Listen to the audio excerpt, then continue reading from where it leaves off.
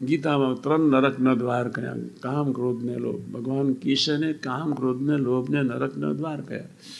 ગુણાતાન સ્વામીએ 3 નરકના દ્વાર કયા, હઠમાન ઈર્ષા.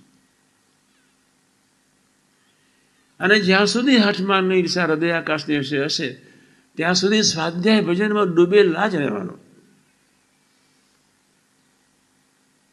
કેવું પ્રચંડ ભવ્ય ગુણાતીત અક્ષર બ્રહ્મનું શરીર સ્વરૂપ, કેવું સ્વરૂપ, કલ્પનાતીત સગુણ સ્વરૂપે અનંત મુક્તોને રાખનાર, અનંત બ્રહ્માંડ ધુમાડે ઉડતા ફરે ભવ્ય અક્ષર બ્રહ્મનું સગુણ સ્વરૂપ, જીવ પ્રાણી માત્રમાં સૂક્ષ્મમાં સૂક્ષ્મ વ્યાપક સ્વરૂપે રહી ચેતનતા, ફળ આજે આબા ઝાડ ફળ ફળાદી શાકભાજી માનવી. અક્ષરબ્રહ્મ વ્યાપક છે એટલે હલનચલન છે, અક્ષરબ્રહ્મ વ્યાપક છે એટલે પોષણ છે, અક્ષરબ્રહ્મ વ્યાપક છે એટલે સ્વાદ છે.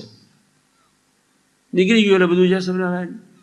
ઝાડમાં એમને એમ સુકાઈ જાય, ક્યારે તમે આपूસની લઈને બેઠા હોય પણ જ્યાં સ્વામિનારાયણ વ્યાપક છે ત્યાં સુધી પછી તો ચૂનો રસનો ટેસ્ટ જ જતો રહે છે. એક બ્રહ્મ તત્વ છે એ વ્યાપક જીવમાં, એ બ્રહ્મ તત્વને સેવા સ્વાધ્યાય ભજન તેનું શરીર બાંધવાનું છે. આપણે દરેકનો અક્ષરબ્રહ્મ છે. જેટલી સરળતા રહે, જેટલું સ્વાધ્યાય ભજન, તેમ તેમ તમારું શરીર બંધાતું જશે. પહેલી મૂળ વાત પર હું આવું, બહુ મોટા સબ્જેક્ટ પર ઘણી વાર જતો રહું છું. માથે પડીને જીવવું છે.